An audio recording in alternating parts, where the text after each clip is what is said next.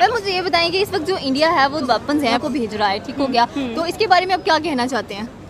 देखिए बात सिंपल सी ये है कि हर कंट्री के कुछ अपने गोल्स होते हैं, कुछ अपने इंटरेस्ट्स होते हैं, राइट।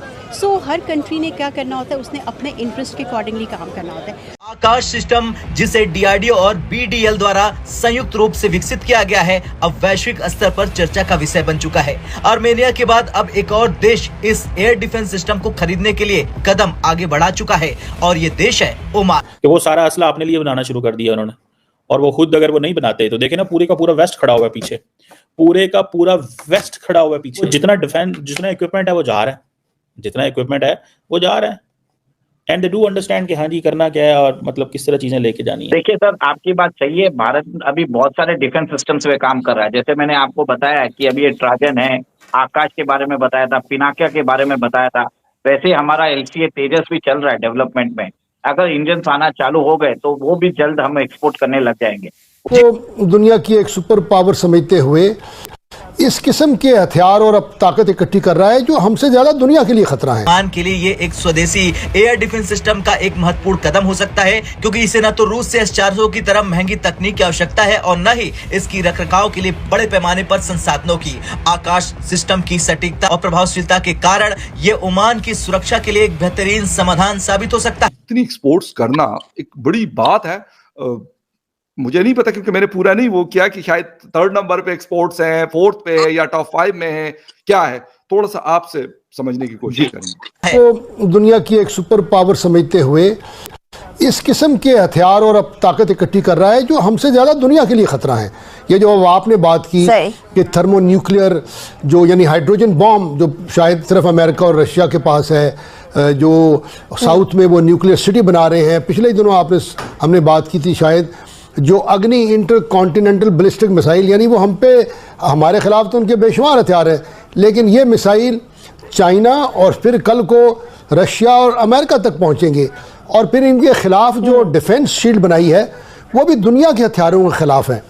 तो ये तमाम जो चीज़ें जिसकी हिंदुस्तान कोशिश कर रहा है, हालिया बजट में जिस तरह उन्होंने अपनी जिसे कहते हैं ऑफेंसिव कैपेबिलिटी बढ़ाने के लिए मज़ीद पैसा खर्च करने का वादा किया है उनको, और 2 बातें ख़ास तौर पर नोट करने वाली हैं।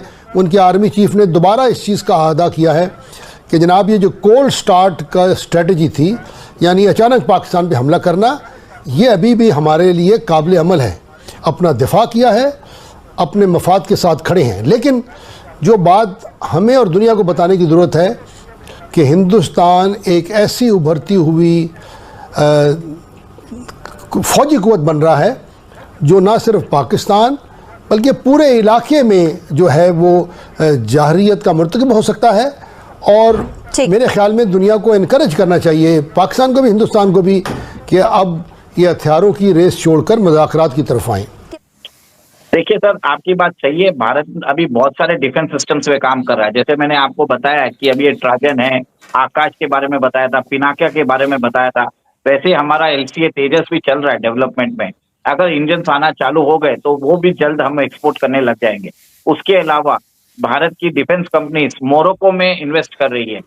आपको जान के हैरानी होगी कि मोरक्को ने इन्वाइट किया है टाटा एडवांस इन्फो सिस्टम्स को कि आप हमारे देश में आके इन्वेस्टमेंट करिए। ये भारत का फर्स्ट ओवरसीज इन्वेस्टमेंट रहेगा जिसमें वहां पे जाके व्हीकल्स बनाए जाएंगे अफ्रीकन रिक्वायरमेंट्स के कारण।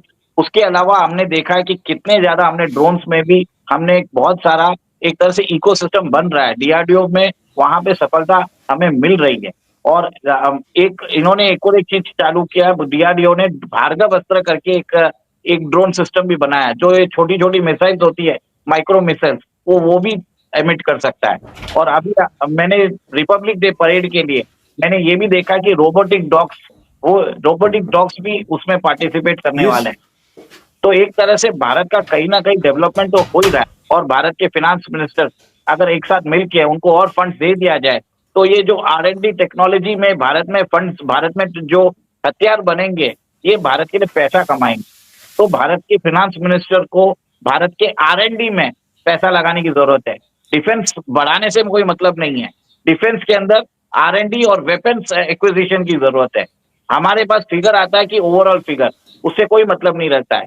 सर हमारा डिफेंस बजट 6,25,000 करोड़ का है, जिसमें 4,50,000 करोड़ एडमिनिस्ट्रेटिव एक्सपेंसेस हो जाते हैं और 1,75,000 करोड़ ही उसके अंदर हमको डिफेंस के इक्विपमेंट्स भी परचेज करने पड़ते हैं और उसके अलावा उसके अंदर R&D भी यूज करना पड़ता है। सर वो बहुत ही नॉमिनल है, ठीक है।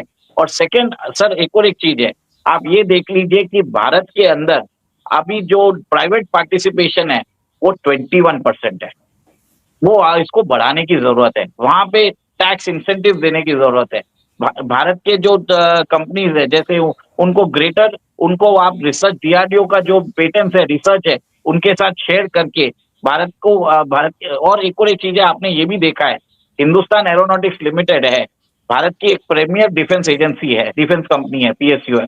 बट कहीं ना कहीं मुझे लगता है कि यहाँ पे प्राइवेट प्लेयर्स को इन्वॉल्व करना बहुत जरूरी है, क्योंकि हिंदुस्तान एरोनॉटिक्स लिमिटेड बहुत हद तक फेल हुई है फाइटर एयरक्राफ्ट में। उमेश जी, मुझे लगता है हम अपनी स्टेटमेंट को कॉन्ट्रडिक्ट करने शुरू कर दिया। अब मैं आपको एक एक करके कॉन्ट्रडिक्शन बताता हूँ। सही चले कि खालिद साहब, यह पाकिस्तान का खतरा तो हमेशा से पाकिस्तान को रहा है, इंडिया से, इंडिया को पाकिस्तान से रहा है। कभी दोस्ती हमारी उस तरह से हो नहीं पाई कि जिस तरह से शायद एक नेबर्स को रहने की जरूरत है, शायद ऐसा फ्यूचर में भी नजर नहीं आएगा। लेकिन अब ये जो जिन हथियारों की आप बात कर रहे हैं, जो थर्मोन्यूक्लियर सिटी बना रहे हैं साउथ के अंदर, ये बड़ा टॉप सीक्रेट इन्होंने अपनी तरफ से रखा, वो तो प्रेस में लीक हो गया तो बात अलग है। लेकिन इसका मतलब ये है कि अमेरिका से जिससे ये हथियार ले रहे हैं, रशिया से जिससे ये हथियार ले रहे हैं, चाइना से जिससे दोस्ती बढ़ाने की कभी कोशिश होती है, कभी तनाव बढ़ जाता है। इन तमाम सुपर पावर्स को बैठना पड़ेगा, सोचना पड़ेगा। तो दोस्तों, जिस कंट्री का जो डिफेंस सिस्टम है, मिलिट्री या फिर डिफेंस सिस्टम जितना ज़्यादा स्ट्रांग होगा, उस कंट्री को उतना ही ज़्यादा फायदा ये होगा कि नंबर 1 पर तो कोई भी दूसरा देश, कोई भी दूसरा कंट्री उस कंट्री पर हमला वगैरह नहीं करेगा, उस पर जंग मुसल्लत नहीं करेगा। और उसके अलावा जो दूसरा बड़ा फ़ायदा, सबसे बड़ा फ़ायदा उस देश को ये होगा कि जिस तरह से इस टाइम पे अगर अमेरिका और यूरोपियन देशों की बात करें, जिनका जो डिफेंस सिस्टम है वो इंतहाई स्ट्रांग होने के साथ-साथ वो जो डिफेंस सिस्टम है, वो अपना असला वगैरह जो है वो छोटे देशों को बेचते हैं। दुनिया के जितने भी छोटे कंट्रीज़ हैं वो ज़्यादातर यूरोप और अमेरिका से अपने वेपन्स वगैरह और एयरक्राफ्ट वगैरह अमेरिका से खरीदते हैं, जिससे सालाना अमेरिका और यूरोप के कंट्रीज़ को मिलियन एंड बिलियन डॉलर्स का मुनाफा उनको होता है। यानी कि दोस्तों, आसान अल्फाज में अपने कंट्री के डिफेंस को मजबूत करने का सबसे बड़ा फ़ायदा ये है कि आपको जो छोटे देश हैं, छोटे देश आपके मजबूत डिफेंस सिस्टम को देखकर आपके कंट्री से डिफेंस सिस्टम और मिसाइल्स वगैरह और जो असला वगैरह है वो खरीदते हैं, जिससे उस कंट्री को लाखों का फ़ायदा होता है। इस टाइम पे जो दुनिया के सुपर पावर है अमेरिका जो है, और दूसरे जो यूरोपियन कंट्रीज़ हैं जो कि पूरी दुनिया पर इस टाइम पे राज कर रहे हैं, तो उनका सबसे बड़ा बिज़नेस यही है कि वो दूसरे छोटे देशों को अपने एयरक्राफ्ट वगैरह, असला वगैरह और मिलिट्री का जितनी भी चीज़ें होती हैं, वो सारी चीज़ें उनको एक्सपोर्ट करते हैं, जिनसे उनको लाखों करोड़ों रुपए की बचत आती है। वेल तो दोस्तों, इस हवाले से आपकी क्या राय है? अपनी राय से कमेंट सेक्शन में लाज़मी आगाह कीजिएगा। वेल तो दोस्तों, ये थी हमारी आज की वीडियो। अगर वीडियो अच्छी लगी हो तो वीडियो को लाइक और चैनल को लाज़मी सब्सक्राइब कीजिएगा। तो हाज़िर होते हैं एक नई वीडियो लेकर।